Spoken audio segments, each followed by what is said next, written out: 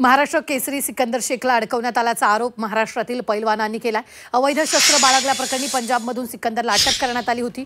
या प्रकरणात त्याला केलेली अटक चुकीची असून याबाबत मुख्यमंत्री आणि दोन्ही उपमुख्यमंत्र्यांना निवेदन देणार असल्याचं पैलवान संतोष वेताळ यांनी म्हटलेलं आहे।